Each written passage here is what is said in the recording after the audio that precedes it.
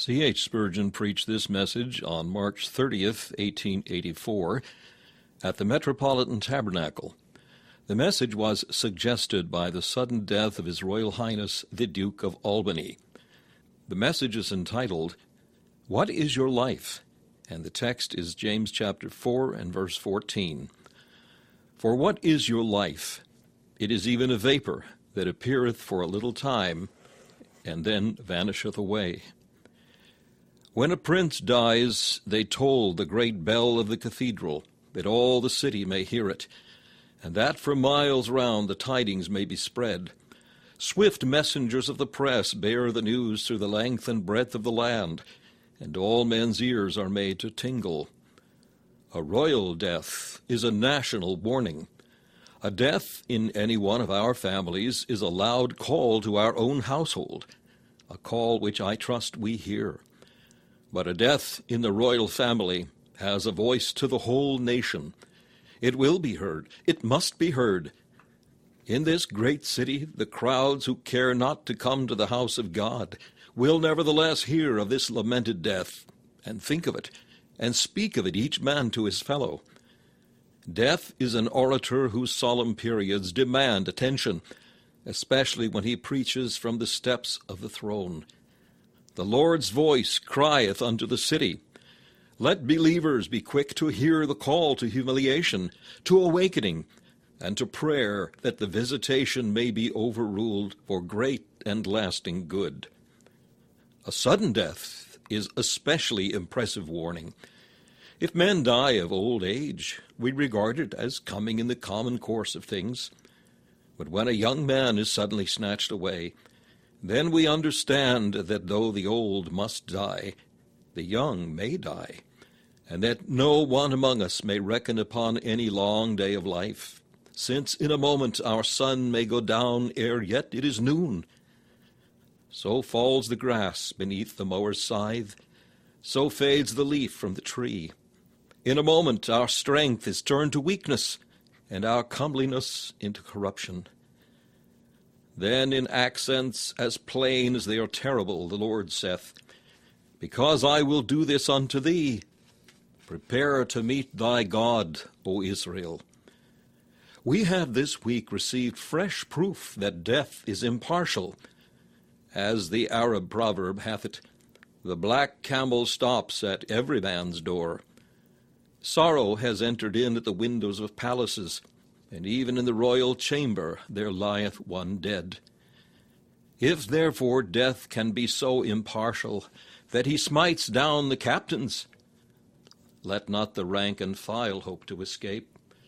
Death, which forces entrance to a prince's bedchamber, will not respect our cottage door. To us also in due time shall be brought the message, The Master is come, and calleth for thee. My ear hears the voice crying aloud, Set thine house in order, for thou shalt die and not live. Will you not hear it? Will any one of you refuse the voice which speaketh from heaven? Death evidently pays no respect to character, age, or hopefulness. A man may addict himself to the service of his country, but his patriotism will not protect him. He may be surrounded with a wall of affection, but this will not screen him. He may have at command all the comforts of life, and yet life may ooze out before the physician is aware. He may be tenderly beloved of an affectionate mother, and his name may be engraven on the heart of the fondest of wives. But death hath no regard to the love of women. It is appointed unto men once to die. There is no discharge in this war. We shall all march into this fight, and unless the Lord himself shall speedily come and end this present dispensation, we shall each one fall upon this battlefield, for the shafts of death fly everywhere, and there is no armor for either back or breast by which his cruel darts may be turned aside.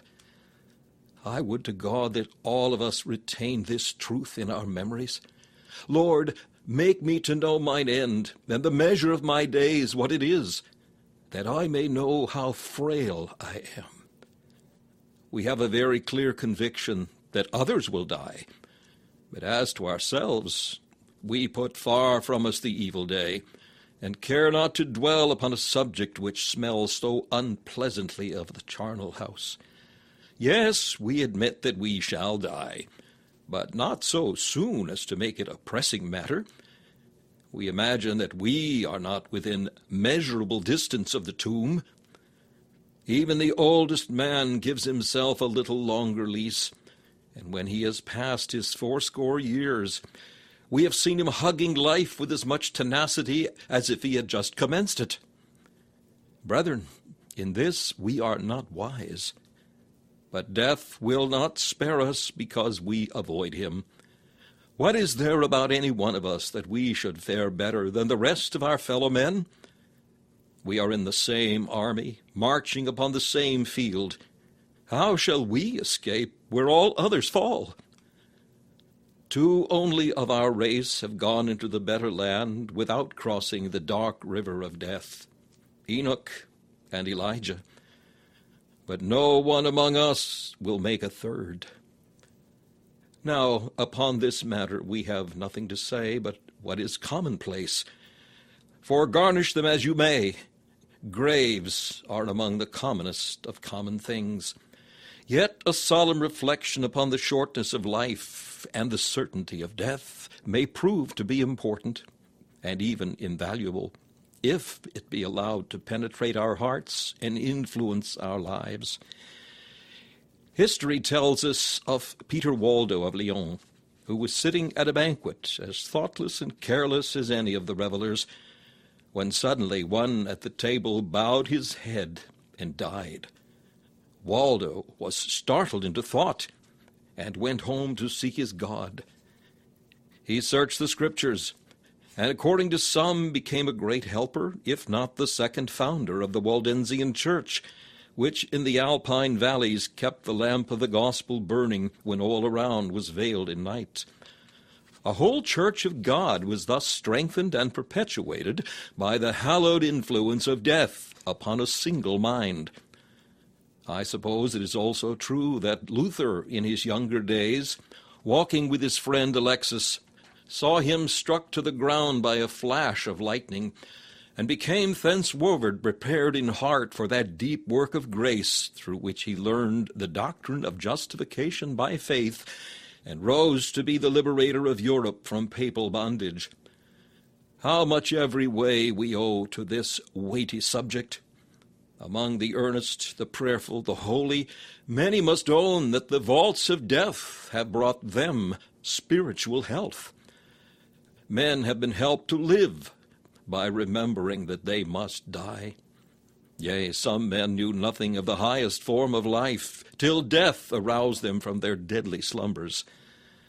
I hope that God's Spirit may this morning impress many of you with these reflections, and lead you to the cross of Christ by way of this memento mori. May a prince's death awaken many of you to life. He, being dead, now speaks to you.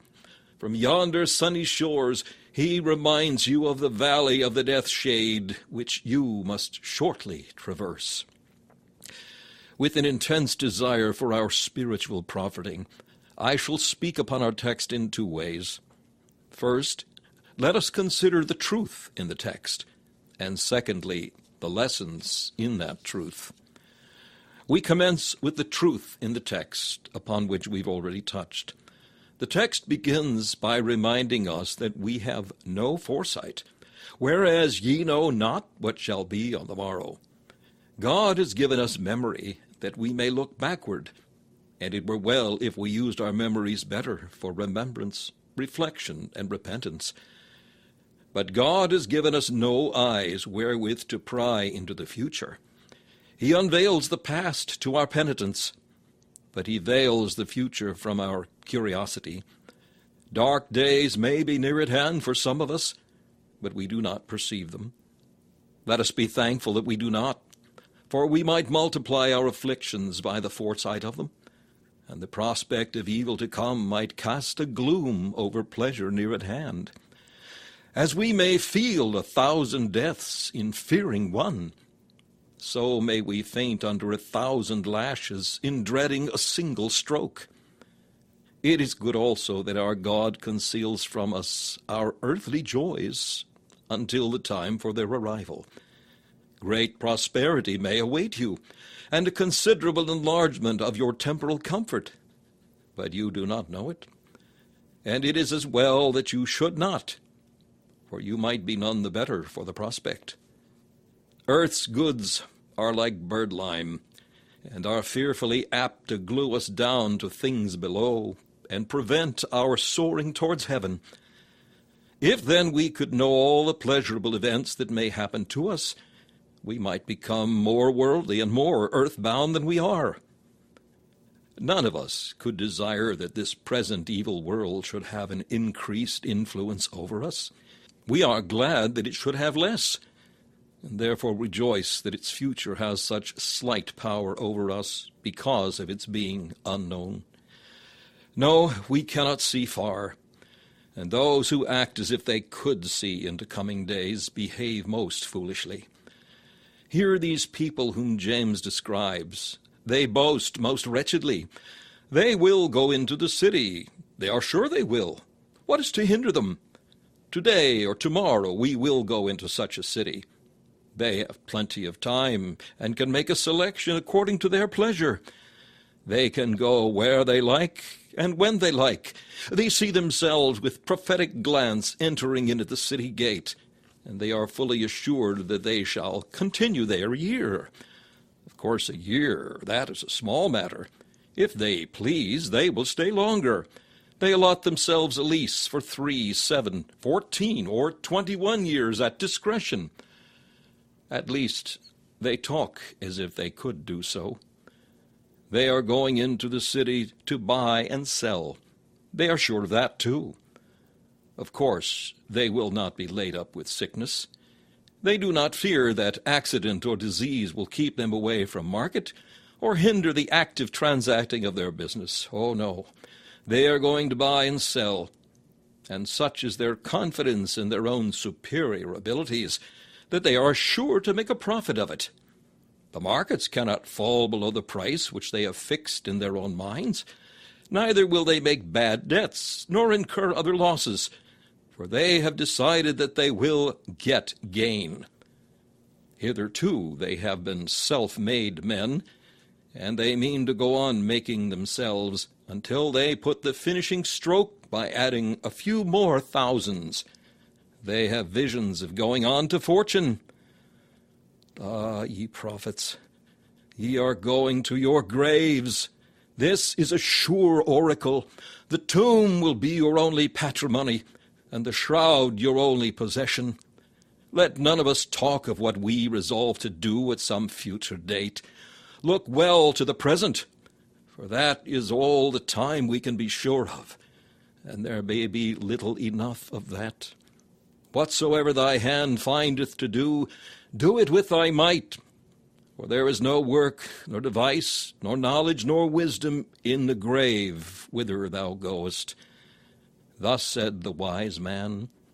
Let wise men take heed to his counsel. The apostle emphasizes the folly of this supposed foresight by telling us that we cannot reckon even upon another day. You have come close up to the end of March. But if you reckon upon what you will do upon the 1st of April, you may find by the event that you are a fool. You may get to the last day of the year, but if you reckon on a new year, you may be giving you proof of your unwisdom. Even in the morning we cannot make sure of the eventide, nor in the evening can we reckon upon the morning. James puts the matter strongly when he asks, "What is your life? You do not know what is going to happen on the morrow, for you do not know your own life. What is it?" The text divides itself into an emphatic question. What is your life? And an instructive answer. It is even a vapor that appeareth for a little time, and then vanisheth away. First, I say, we have here an emphatic question. He asks, what is your life? For solidity for stability. What is it? What is there in it? Is it not composed of such stuff as dreams are made of? The breath in your nostrils is not more unsubstantial than is your life. There, breathe it out. On such a morning as this, you see a breath, but it is only in your sight for a moment, and then it vanishes away. Your own breath is a fair picture of the flimsy, airy thing which men call life. What is your life? What is it for continuance? Some things last a while and run down the centuries. But what is your life? Even garments bear some little wear and tear. But what is your life? A delicate texture. No cobweb is a tie this frail. It will fall before a touch, a breath. Justinian, an emperor of Rome, died by going into a room which had been newly painted. Adrian, a pope, was strangled by a fly. A consul struck his foot against his own threshold, and his foot mortified, so that he died thereby. There are 1,000 gates to death, and though some seem to be narrow wickets, many souls have passed through them. Men have been choked by a grapestone, killed by a tile falling from the roof of a house, poisoned by a drop, carried off by a whiff of foul air. I know not what there is too little to slay the greatest king. It is a marvel that man lives at all. So unstable is our life that the apostle says, what is it? So frail, so fragile is it, that he does not call it a flower of the fields or the snuff of a candle, but asks, what is our life? It is as if he had said, is it anything? Is it not a near approach to nothing? Have you ever noticed how David answers this question in the 39th Psalm? He says in the 5th verse of that psalm that man is vanity. What is vanity? It is nothing in reality. It is merely the pretense of something. It is an idle dream, an empty conceit, a delusion, a make-believe. Such is man. Oh, but he says more than that. He declares that every man is vanity. Princes, kings, philosophers, the strongest, the healthiest, the ablest, the most virtuous, every man is vanity. Among the millions of mankind, none rises above this dreary state of nothingness. He says more than that. He writes, every man at his best state is vanity. When he is in the prime and glory of his life, when he is most healthy and vigorous, when his eye is clearest and his muscles are firmest, he is still no better than sheer vanity. David goes even further, for thus he speaks, every man at his best state is altogether vanity. That is, he is nothing but vanity. There is nothing more enduring about him. He is gone with a puff. He spends his years as a tale that is told. Do not overlook one more emphatic word which David sets in the forefront of the sentence.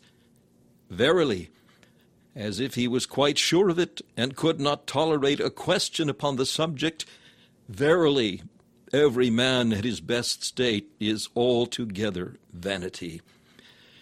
Have you ever observed how Job, when he speaks of our life, sets us a sign in each of the 3 elements whereon and wherein we dwell? See his 9th chapter at the 25th verse. He says, my days are swifter than a post. Here is an emblem upon the land. Oriental kings employed swift-footed runners and horses and dromedaries, and these, to the Oriental imagination, were the very ideal of speed. Even we, before the days of electricity, knew of nothing faster than the Royal Mail. Job therefore well says, my days are swifter than a post. Then he bids us look to sea, for he says, they are passed away as the swift ships. Ships which are built for speed seem to fly as on wings when they spread their sails to a favoring wind. We ought not to view ships at sea without remembering the brevity of our days. But lest we should still forget, the patriarch further likens his days to the eagle that hasteth to the prey. As the vulture spies from a distance the carcass of a camel, and descends upon it with a hasty swoop, so our life hastes to descend. Thus earth, sea, and air all remind us of the speed at which life flies towards its end. St. Augustine used to say that he did not know whether to call it a dying life or a living death, and I leave you the choice between those two expressions. This is certainly a dying life. Its march is marked by graves. Nothing but continuous miracle keeps any one of us from the sepulchre. Were omnipotence to stay its power but for a moment, earth would return to earth and ashes to ashes. It is a dying life, and equally true is it that it is a living death. We are always dying. Every beating pulse we tell leaves but the number less. The more years we count in our life, the fewer remain in which we shall behold the light of day. While we are sitting still in this house, the earth is revolving round the sun and bearing us all through space at an amazing rate. We are all moving, and yet we do not perceive it. Even so, while you are listening to this sermon, you are all being borne onward towards eternity at lightning speed, as though we were laid in the bosom of some mighty angel, and he with outstretched wings darted along like a flame of fire. We are ever urging our onward way. Though we dream that we are at a stay, yet we never rest for an instant. The stream is bearing us onward. We are nearing the cataract. Ever must we obey the mandate. Onward, onward, onward. From childhood to youth, from youth to manhood, from manhood to gray old age, we march onward in serried ranks, from which no man can retire. We tarry not even when we sleep. We are continually moving forward like the waters of yonder river, on whose banks we find a habitation. What, then, is our life? That is a question which remains to a large degree unanswered and unanswerable. Yet our text affords us what is in some respects an instructive answer. It does not so much tell us what life actually is as what it is like. It is even a vapor. James compares our life, you see, to a very subtle, unsubstantial, flimsy thing, a vapor. If you live upon an eminence from which you can look down upon a stretch of country, you see in the early morning a mist covering all the valleys. It is singular to mark the tops of the great elms appearing above it, like islands in a sea of cloud, with perhaps here and there a church spire rising like a sharp pyramid from the waste of mist. In a little time you look from the same window, and the vapor has all vanished. It was so thin, so fine, so much like gossamer, that a breath of wind has scattered it, or peradventure the sun has drawn it aloft. At any rate, not a trace of that all-encompassing vapor remains. Such is your life. Or you have marked a cloud in the western sky, illuminated with those marvelous lights which glowed during those extraordinary sunsets, the like of which none of our fathers had seen. You looked at the jeweled mass. It shone in the perfection of beauty, and all the colors of the rainbow were blended in its hues. In another instant, lo, it was not. It was gone, past all recall. Such is your life. This morning as we came hither, we saw our breath. It was before our eye for an instant, and anon it had gone. Such is the picture which James presents to us. What is your life? It is even a vapor. He proceeds to explain his own symbol in a sentence which is full of meaning. It is even a vapor that appeareth. Notice that. He does not speak of it as a substance having a true existence, but says that it appeareth. Vapor is so ethereal, phantom-like and unreal, that it may rather be said to appear than to exist. If you could reach yon fleecy cloud, you would scarcely know that you had entered it, for it would possibly appear to be the thinnest of mist. The vapor which steams from your mouth, how light, how airy! It is next door to nothing. It only appeareth. And such is this life, a dream, a vain show, an apparition of the night. Half our joys and sorrows are but the pretense of joy and the shadow of sorrow, and the most of things through which we travel are not what they seem. We ought to know this in a practical way, and set less store by the things which are seen, which are temporal. This life appeareth, that is all.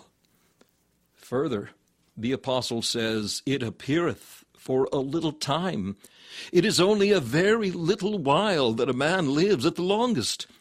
Compare a man's life with that of a tree. There is a striking contrast between our present short life and that of a cedar or an oak, that to set forth the longer life of saints in the millennial age, the Lord says, as the days of a tree are the days of my people, and mine elect shall long enjoy the work of their hands. In that happy age men shall flourish long as the trees of the forest.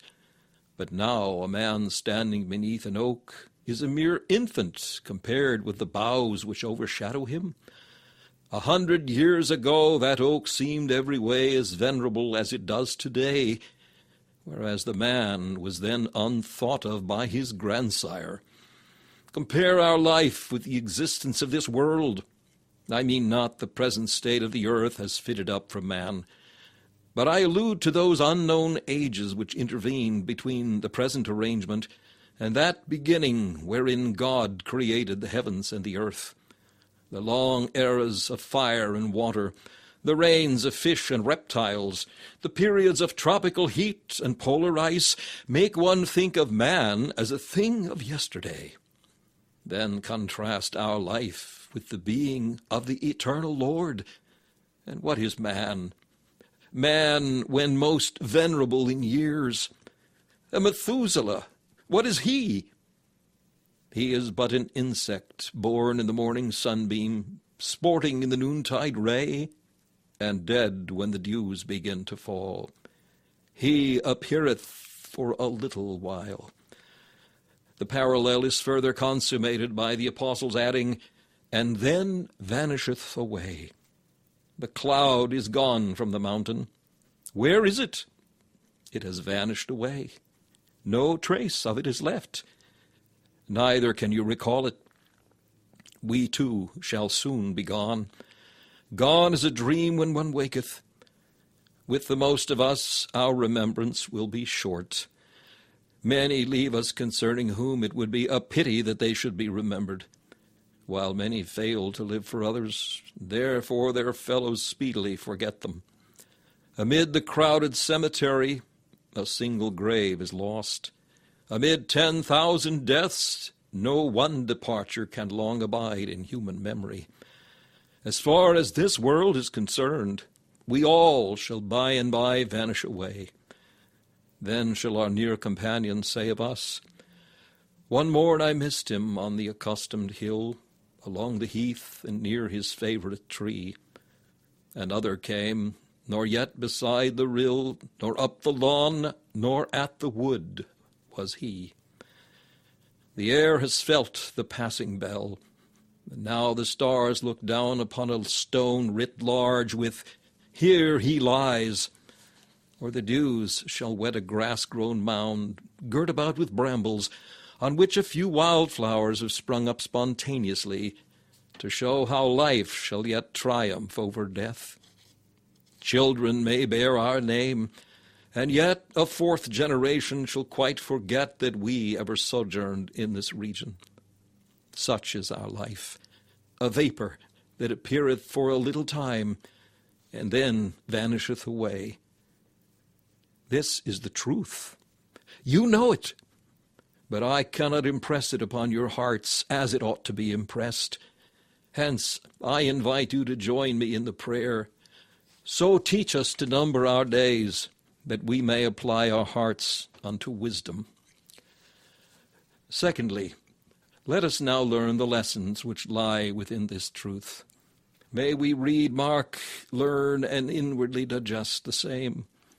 First, if this life be unsubstantial as a vapor, and nobody can deny the fact, let us regard it as such, and let us seek for something substantial elsewhere.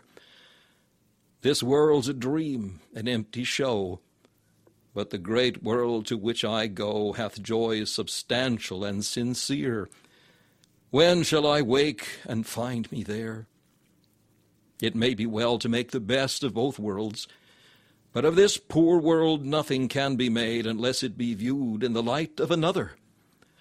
This is a poor, withering life at the best, for we all do fade as a leaf. Unless we purposely live with a view to the next world, we cannot make much out of our present existence.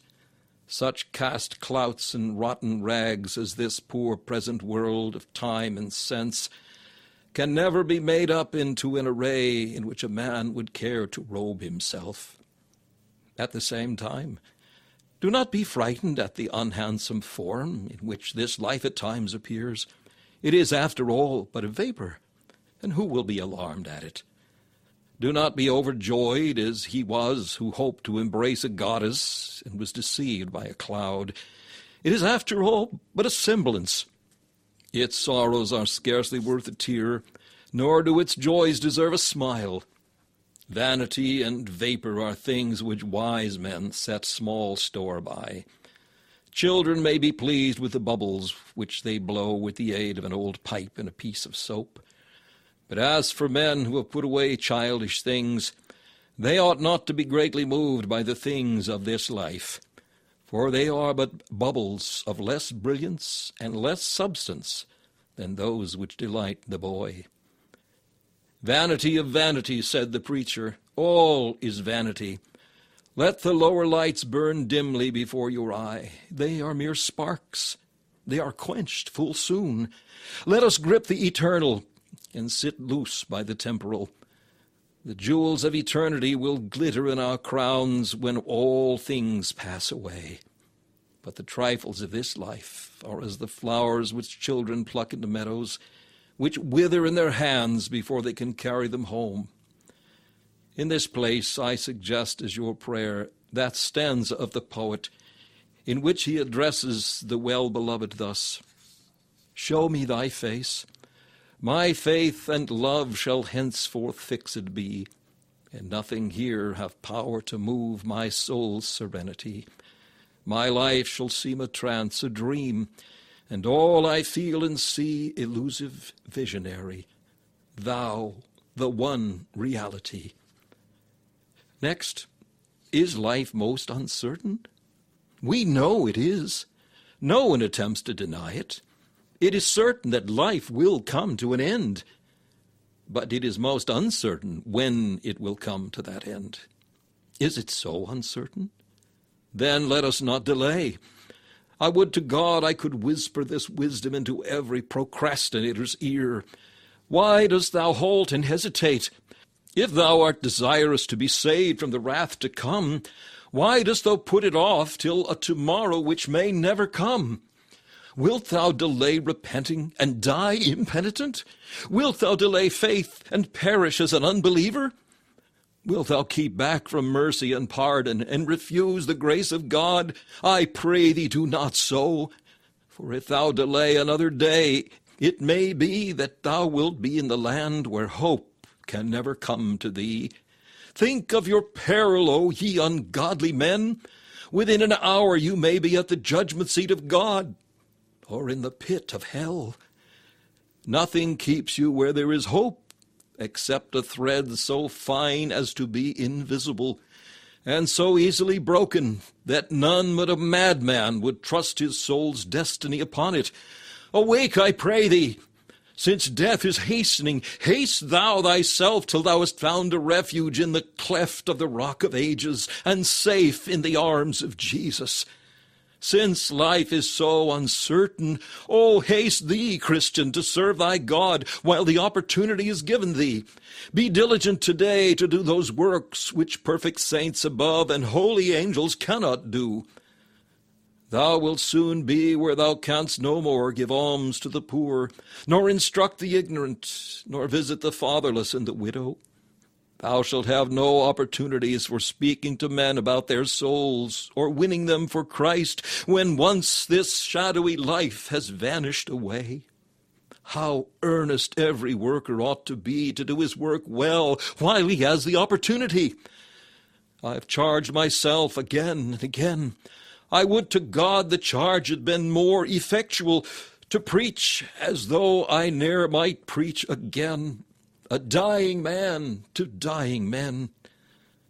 I am persuaded that if we were in possession of all the wisdom that grace will give us, we should do everything for the good of men most speedily, with deep prayerfulness, with true spiritual life, and with an entire dependence upon the Spirit of God for the blessing of it. Come, my brother, what thou doest, do quickly. If thou wishest to honor thy Lord whilst thou art here, and win jewels for his crown, up and at it, for the day is far spent. Thou canst not afford to waste a moment, for thou hast much to do, and very little time to do it in. Help us, O Spirit of the Lord. Is life so short? Does it only appear for a little time, and then vanisheth away? Then let us put all we can into it. If life be short, it is wisdom to have no fallows, but to sow every foot of ground while we can. It will be prudent to pack our little space as full as possible. Somebody said the other day of our dear friend Mr. Moody that he was the only man who could pronounce Jerusalem in 2 syllables. It shows the activity of the man that he can speak as much in 2 syllables as other people can say in 4. He is always at it, working for his master double tides, rowing with both hands. Some speakers are long in delivering short sense. Instead of saying much in little, they say little in much. Oh, for someone to teach them to say Jerusalem in 2 syllables. Let us put plenty of life into our existence, plenty of work into our life, plenty of heart into our work, and plenty of warmth into our heart. Oh, may God give us to live while we live.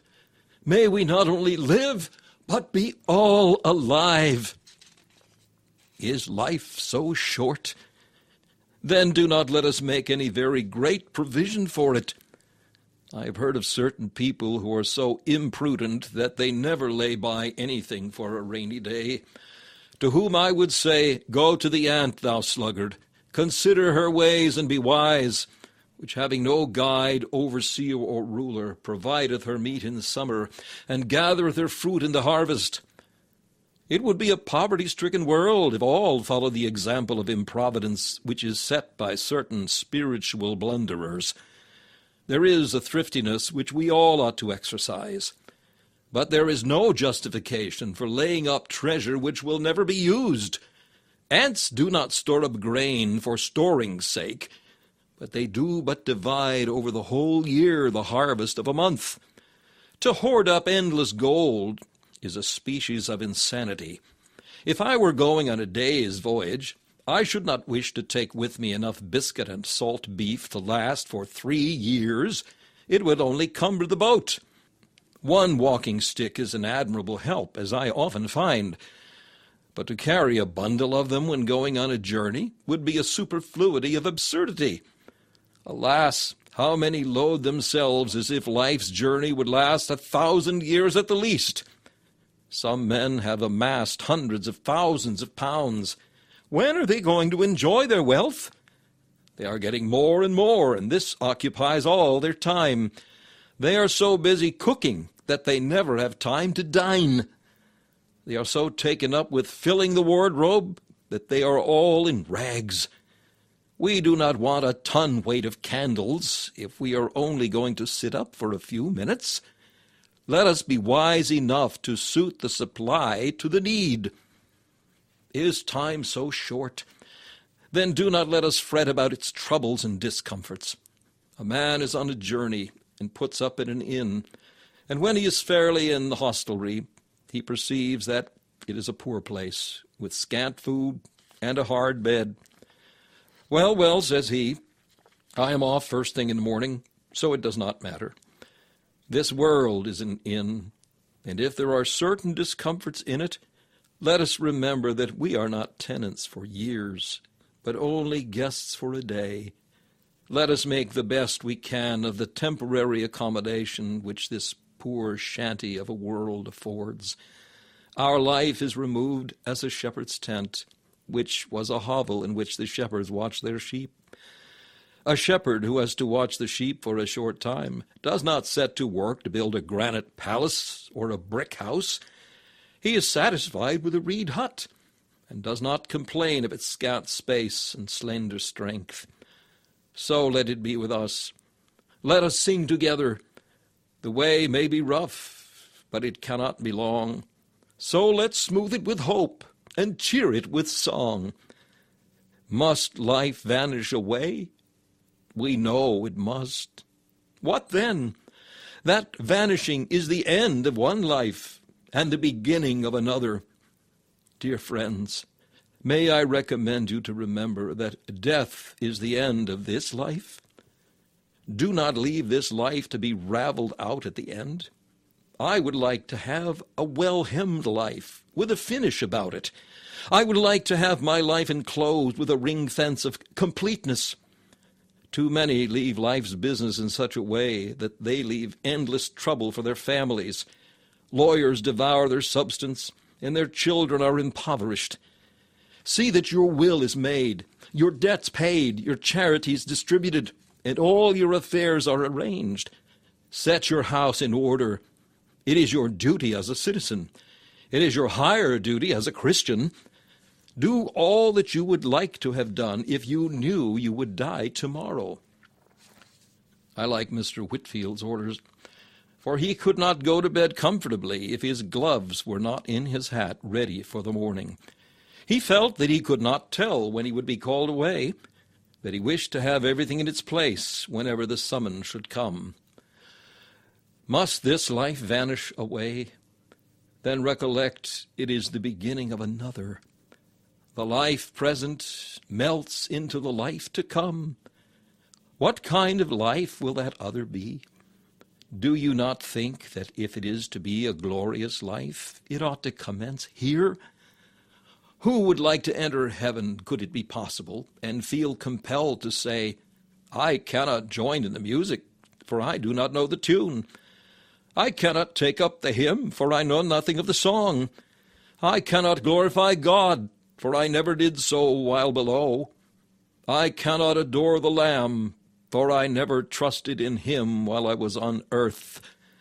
You must learn the music here, or you will never sing in the choirs of heaven. Oh, that this might arouse some of you. By the memory that this life must vanish away, may you be led to seek that eternal life which will abide in its excellency, world without end. And is death quite sure to come to me? Then, as I cannot avoid it, let me face it.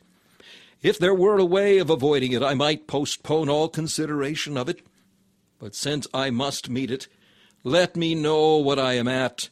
Let me get ready for the inevitable. Maybe it will become desirable. The thought of death will be one of two things to us. It will be a ghost to haunt us if we remain out of Christ, unreconciled to God and unrenewed in heart. To godless and Christless persons, death will be the king of terrors in prospect and in reality. Ungodly men cannot bear to think of being called away. This morning they feel very uncomfortable while I am treating upon this troublesome subject. I hope they will not soon recover their composure, but will remain uncomfortable till they yield to divine love and trust in the living Savior. Death is an awful thing to those who have their all in this world. If they could but live here forever, oh, they would be at peace. but it cannot be so. God will not give men an immortality in this life to spend in disregarding him. They must die. They may put Christ far from them, but they cannot put death far from them. They may avoid the cross, but they cannot avoid the grave. The ungodly man frowns upon death because death frowns upon him. Death is the skeleton in his closet. It is the specter at the foot of his bed. It is the canker of his fairest joy. I would not like to be in such a position. Count me down all the red gold that could buy this round world, yet would I not accept it if I must live in fear of death. But death will become another thing to you if you are renewed in heart. To the Christian, it is an angel beckoning him onward and upward. It were not worth while to live on earth if this life were not to be crowned by death. I mean by leaving this world to go unto the Father. It is the supreme delight of the man who runs the race that is set before him, that course concludes with the winning post, and so comes to an end. We are not of those who voyage the sea of this life for the sake of it. We ask not forever to sail over this rough ocean. We long for land. It is our delight to think of the port ahead, our joy to see the snow-white cliffs of our heavenly Albion. We do not desire to live here always. Why should we? Banished from our God, liable to sin, subject to temptation, vexed with infirmities, struggling with corruptions, O Lord, what wait we for? Welcome, sweet hour of full discharge, that sets my longing soul at large, takes off my chains, breaks up my cell, and gives me with my God to dwell. Believers have everything to gain by dying. To die is gain. We shall lose nothing which will be a loss to us. If one should take from us a jewel, but should give us another 1,000 times its value, we should not regret the exchange. We lose this life. Let it be such a jewel as you like. But we win the life to come, which is infinitely more precious. Beloved, instead of fearing death, we would be willing rather to depart and to be with Christ, which is far better. Why should we be unwilling to be glorified? Our departing day is our marriage day. Oh, that the bells would ring it in. It is our homecoming from the school where we've been in training here below. Why are the minutes so slow, the years so long? Let the holidays, the holy days come soon, when we shall be at home in the Father's house. It doth not yet appear what we shall be, but it very soon will appear, and it will be no mere appearing. It will be real joy and lasting pleasure, solid, substantial, eternal, like the God who has prepared it for us from of old. It is a blessed thing to be able to go through the world thanking God for this life, but blessing him yet more that it will land us at his right hand. Death is thus stripped of all dread. The curse is turned into a blessing. At the thought of it, I feel ready to join in that rough but sweet verse. Since Jesus is mine, I'll not fear undressing, but gladly put off these garments of clay. To die in the Lord is a covenant blessing, since Jesus to glory through death led the way. God grant us so to live and die, that we may live to die no more, for Christ's sake. Amen. This message, What is Your Life?, was preached by Charles Haddon Spurgeon on March 30th, 1884.